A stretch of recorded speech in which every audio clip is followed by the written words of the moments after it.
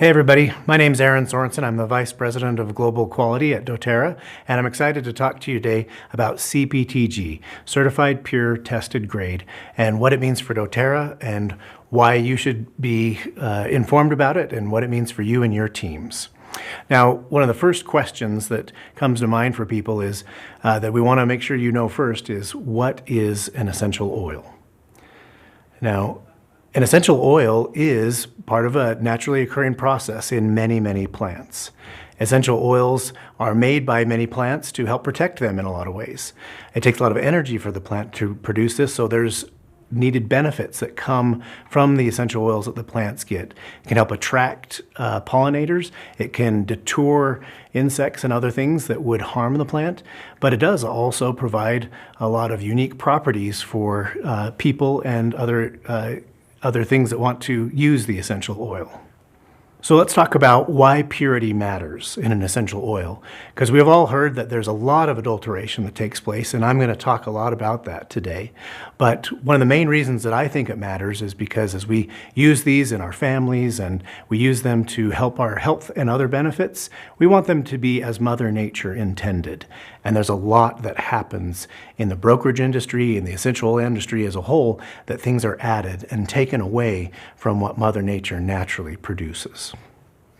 So I see that there's really kind of four pillars of understanding essential oil purity. First is the plant quality, and I'm going to talk about that a little bit more too, and how we select plants and make sure that they are the right plant for producing the essential oil that we want. Next, it's going to be the production process, how we obtain that essential oil and how that impacts the end quality of the plant. Next is the way that we test that oil once it's produced to be able to ensure that it's the exact quality that doTERRA wants that meets all Cptg standards. And finally, it's important as we grow, produce, test that oil, that it's stored properly, that it's handled in a way that ensures that nothing is contaminated or there aren't any issues as we bottle it and get it to you. So let's talk about how essential oils are obtained. And this is the most traditional way. It's called steam distillation. And this process has been used for thousands of years to move the essential oil from the raw material and remove it from the plant so that we can use it. And really, it's pretty basic. You take the raw material, it could be a root, could be the leaves themselves, or the flower from lavender or something of that nature, and put it into a still. And then you take water that is heated up, and as that steam comes up through the raw material, it'll naturally pull the essential oil, or they're more because they are more volatile components of the raw material, go up with the steam and are pulled out of the raw material. They then go into a condenser, or they go back from a gas state to a liquid state. And because the chemistry and the polarity of the water and the oil is very different, as it cools down and settles, naturally, most of the time, the oil is sitting on the top while the water is on the bottom.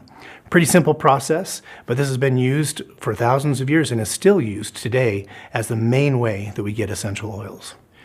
The next most common way that we obtain essential oils is through a process called expression, or being cold pressed.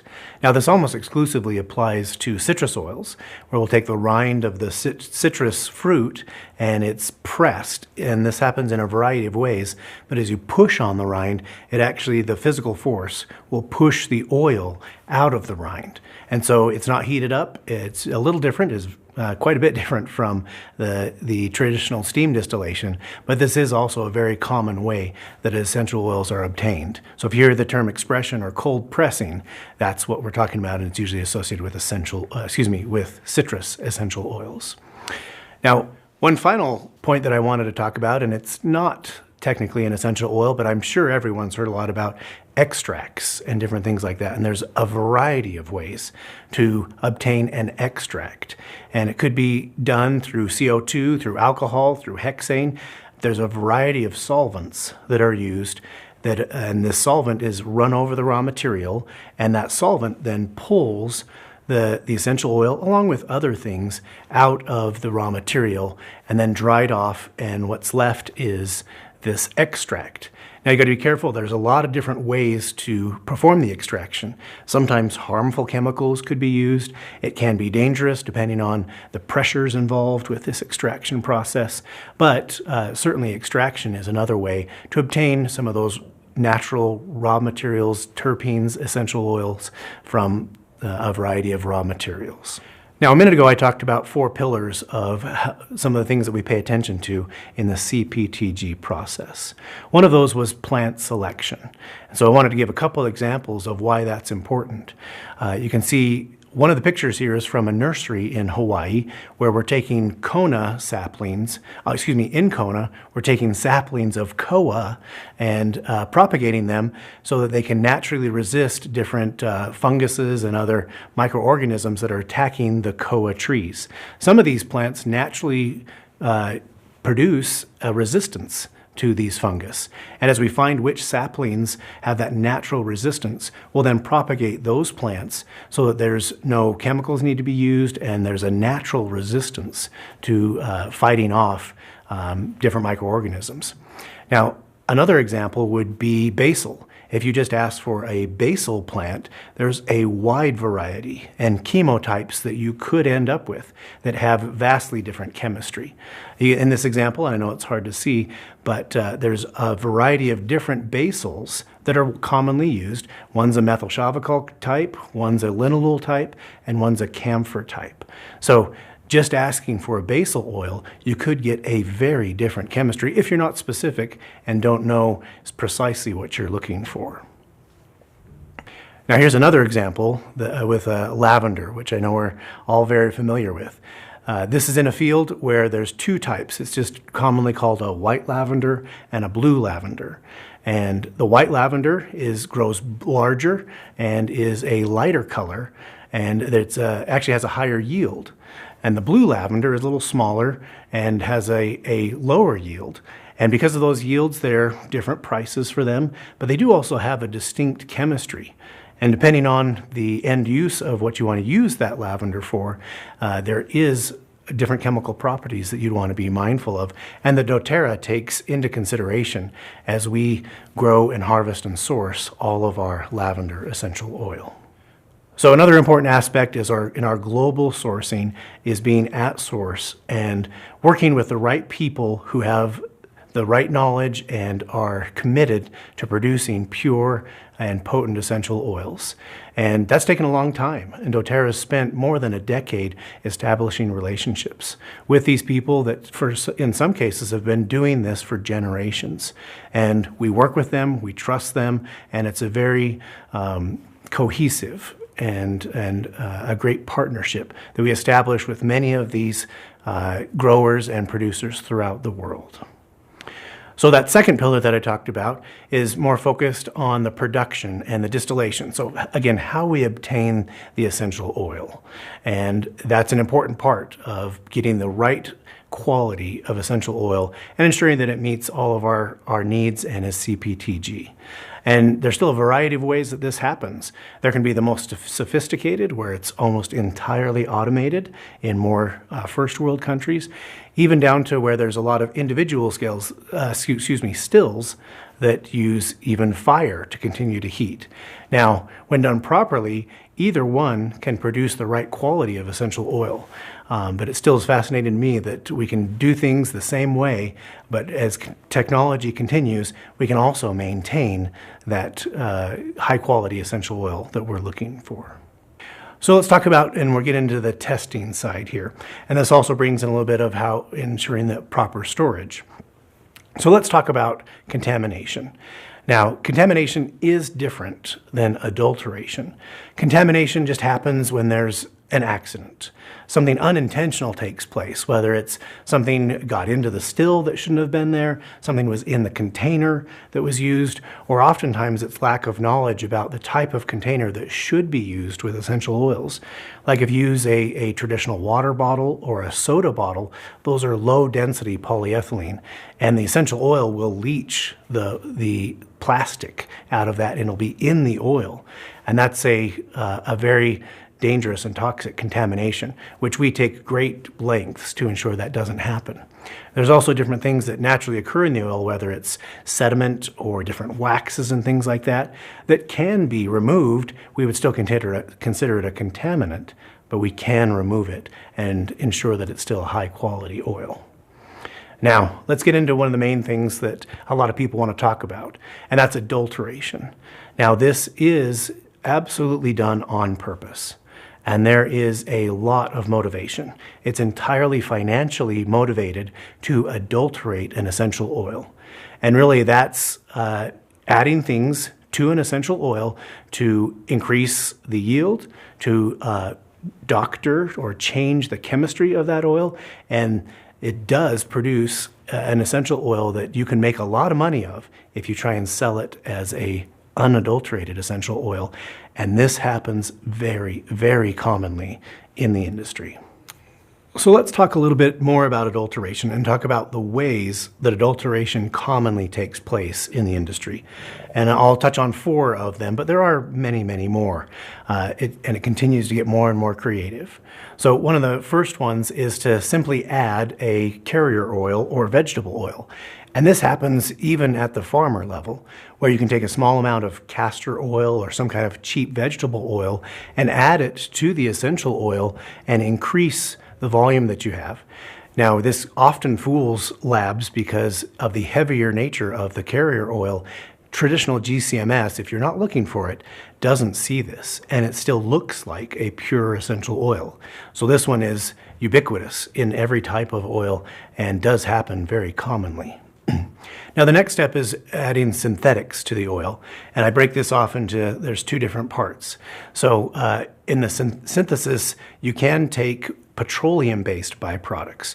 So in the gas and oil industry, there's a lot of byproducts, so they're called phenols, that come off of that process. These phenols are very simple chemical structures that are easy to create reactions with or to manipulate into terpenes. And we'll touch on this in just a moment, but terpenes is the common name or the chemical name for essential oils. And it's very easy to take these phenols and change them into almost any kind of terpene that you want. And so they would be derived from petroleum byproducts and produce a chemical that is identical chemically to essential oils. Now, the other way to do that is take a natural precursor. And one of the most common examples of that is the production of paper. So as you take wood and you go through and you create a paper product, one of the byproducts of that is alpha-pinene, which is naturally in the wood of many oils that are used in the paper industry. And you can take that alpha-pinene and use it as is, but also you can add it to oils, but you can also change that and make any type of chemical, most any type of chemical you would like, any kind of terpene, and add that to an essential oil. And again, because both of these are byproducts of a large industry, they're extremely inexpensive. So you can buy these chemicals that have been synthetically derived for a very cheap price and add them to a more expensive essential oil. Now, the next one is to take a fractionation process. So you can take an essential oil and break it up into its many compounds. And let's say if you want to take linalool from hoe wood, you can just isolate that linalool from a more commonly a less expensive oil like hoe wood, and then take that linalool and add it to something like lavender or basil or other things that are more expensive, and again, increase your volumes, decrease your costs, and try and sell that oil as a pure lavender or basil, whatever the case may be. The final one that I'll touch on here is basically just swapping an oil. So you got like oils. Let's use cinnamon bark and cassia as an example. Those do have very similar chemistries. If you know what you're looking for, you can definitely tell the difference. But because cassia is higher yielding, it's a little more common, you're going to have, it'll be less expensive, and you can often find people trying to sell that cassia as cinnamon bark. It's in essence just dishonesty in labeling, or mix the two and try and sell it as the more expensive oil in its pure state. Okay, so let's talk a little bit about the chemistry that I alluded to a moment ago. So terpenes are very common molecules, and I want to talk a little bit about some of the basics of that chemistry. And the first one you should know is what's called an isoprene unit. And really it makes up 5 carbons with double bonds there, with one double bond.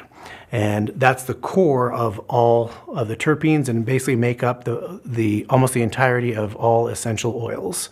And those two isoprenes are combined together into different nomenclatures that you've probably heard. The first one is a monoterpene. That's 2 isoprenes together, and those can be configured in a variety of different ways. The next one is a sesquiterpene. So again, 3 isoprene units together in various configurations to make the different chemistry that make up essential oils. And each of these will have different functional groups, from alcohols to aldehydes and many other things. But really, it's some very basic building blocks from a chemistry perspective that make up thousands of different types of components in essential oils. Okay, so let's talk about some of the testing that goes into Cptg. And so that tested grade is what we're interested in here. And I can attest that doTERRA does many, many tests to ensure the purity and potency of their essential oils. And so we're going to get into some of these here. I've listed some of them in this slide, but let's get into the different steps that they're taken as we go through this testing process with every single one of doTERRA's essential oils. So organoleptic testing, this is something that you can do at home and that each of us have done, whether we intended to or not, from ensuring that it meets our standards and comparing it to what it should be. So the aroma, the appearance, and the taste of some oils. So as we look at those things, every single essential oil goes through this multiple times. And because it can be a little subjective, we have multiple analysts or technicians doing this too. So we have standards that we compare it to ensure it smells as it should, that the appearance, the color looks as it should, and in certain cases, the taste, and making sure that it meets all the expected needs and specifications for doTERRA. So now let's talk about physical constants. And this is like what it sounds. It's the physical attributes of the essential oil. And each of these measurements are unique to specific types of oils. So the first one is an optical rotation. And as the name suggests, we'll shoot light through the sample, and it measures how much the light is rotated within the sample. And because of the different chemistry, the polarity in that oil, there's a very specific window that will rotate as it goes through the sample, telling us if it's as it should be and meets the specification. Refractive index is very similar. As we shoot a beam of light through it, it'll refract it versus rotate. And again, there's a very specific window or range that we'll find that will be in for each different type of essential oil. So specific gravity is a physical measurement of how dense the oil is. And each oil has its own specific gravity of its density. So what that measures is if it's going to be lighter than water or heavier than water. Now, as I talked about in the distillation process, the separator is where the water and the oil separate after distillation. Most oils are taken from the top, but there's a few that are actually heavier than water, like wintergreen and clove, and you have to turn your separator upside down and pull it from the bottom. And this is, again, just another measurement, that another checkpoint that we test for every essential oil to make sure it's as it should be. Now, microbial testing, this is a very common test in nearly every industry and every product.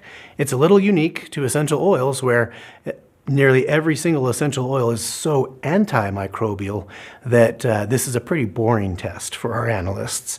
We do still go through it because it's required by many regulations, and we'll plate the essential oil and even inoculate it with various microorganisms to ensure that it's safe and free from anything harmful. We do thousands and thousands of these, and usually there's no result. There's no microgrowth with the essential oils. All right, so let's talk about something a little more unique. So carbon-14 testing. And so this is carbon dating. It's used a lot in geology, and also looking back at trying to date different ancient objects. It's that same test. And the reason this is helpful, I talked about how sometimes you can take byproducts of the petroleum industry and turn those into different terpenes that will be added to essential oils, well, those the carbons within that structure still has a carbon date that would date back millions of years. So we can do if there's tests like GCMS or LCMS that don't tell us if it has been petroleum-based derived, this is a test that can do that. It's very helpful in wintergreen in the methyl salicylate, but it's a tool we employ to ensure that nothing from the petroleum-based products has been added to essential oils. All right, so the next one on our list is LCMS, or liquid chromatography mass spectrometry. And so liquid chromatography is part of a process where the sample itself will stay in its liquid state. It's helpful for more solid items, heavier components, and we use this tool for looking at different carrier oils. It can be used for adulteration detection, looking at contaminants that we see, but also there's a few extracts that doTERRA uses where they're heavier and just naturally, they don't naturally volatilize. And this piece of equipment is helpful in testing the components within those more heavy and dense compounds. All right, the next one on our list of equipment, and this is another mass spec item, is ICP-MS, so inductively coupled plasma mass spectrometry. And this is used almost primarily for looking at heavy metal content. We can also use it with different products for looking at vitamins and minerals or different things of that nature, but we do use it mostly as a contaminant test to ensure that there hasn't been any heavy metal contamination within the oil or within other products. All right, the next one is FTIR, Fluorotransfer Infrared Spectroscopy. And this is used really as a fingerprint, or it's a way to gauge similarity between samples. And so this is done as an ID test or an identification test with each of our oils to ensure it's consistent with previous batches and with the standard. It really kind of create a graph that's unique to that oil and its chemistry and its physical properties. And it's one way for us to be able to see how similar it is from batch to batch. Okay, so let's talk about probably the most familiar piece of equipment that we use when talking about essential oils. So GCMS, gas chromatography mass spectrometry. Now, gas chromatography is almost perfectly designed to test essential oils because essential oils are so volatile and so they become a gas, and that's exactly what gas chromatography mass spectrometry is designed to test for. So the gas chromatography side of GC is really basically a big oven that has a column or a big tube running through it. Now what you do is you inject the sample, a very small amount of the sample, and a carrier gas pushes it through this column, and because of its chemical properties, its nature, its polarity, the lighter, more aerodynamic compounds move through this column faster. And then there's heavier compounds that will go slower. So the lighter compounds will come out first from the column, while the heavier compounds stay at the end, and they naturally separates out within the gas chromatography section of GCMS. Now that second half is mass spectrometry. So after the components go through and they're separated in the GC part, they come through and are ionized, or they're hit by different ions and split apart, and their masses are weighed. And you can tell from the mass of it, it tells a lot about the chemistry that's in there too. So in the detection side is the MS side there. So you put these two together where you separate out, and by the time it takes these compounds to come through, tells you a lot about the compound, and also from its ionization, the way its fragmentation patterns, and the way that the detector sees it, you put these two things together and it gives you a very clear picture of the compound, and you can identify thousands of individual compounds using GCMS. It's an extremely useful tool in testing essential oils. So let's bring testing back into this adulteration detection. And so because of the very sensitive nature of GCMS, you can see extremely minor compounds, parts per million, even in some cases parts per billion. And if you know what to look for, if you're experienced chemists like doTERRA has, you can see if anything's been added to the essential oil by looking at these very minor compounds. Now during the synthesis process, it's never completely pure, and there's synthetic markers that are produced. That's what we look for, is one means of being able to detect adulteration. This is an example of a lavender where an extremely minor compound that most labs that are unfamiliar with how to detect adulteration would just look over as a minor compound of no particular interest. But over our years of experience in studying adulteration, we know that the presence of this compound clearly indicates that things have been added to it, that it has been adulterated. So let's look at a typical GCMS report. And so you'll see there's what's called a chromatogram on there, and it'll show you all the peaks. Every time there's a peak on there, that's when something had come through the column, hit the detector, and the more area or the larger space within that spike tells you how much of that individual component there is. Now again, by the time when it comes out, and by a few other things on the detector side, we can also tell exactly what that compound is. So it gives us a good idea of how much is in there and what it is. And this is a condensed version of that report. This just shows the top 60 compounds. And again, looking at adulteration here, we can tell that because of some of the components that are there, this is a lavandin, not a lavender, as it was purported to be.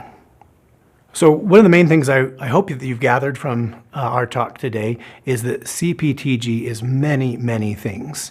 It's not just testing, it's not just being at source, it's not just knowing what plants to pick, it's all of those things. And Cptg is continually evolving as we at doTERRA continue to investigate and research and better understand these essential oils. We're continually improving the way that we do things and adding new things to the way that we ensure our products are pure and that everything we test meets your needs and are what doTERRA would have them be. I want to thank everybody for joining me today, and it's been fun talking to you about some of the things that I get to do every day with my teams, and I can't tell you enough how much I enjoy working with doTERRA and their commitment to providing pure essential oils to the world. Thank you.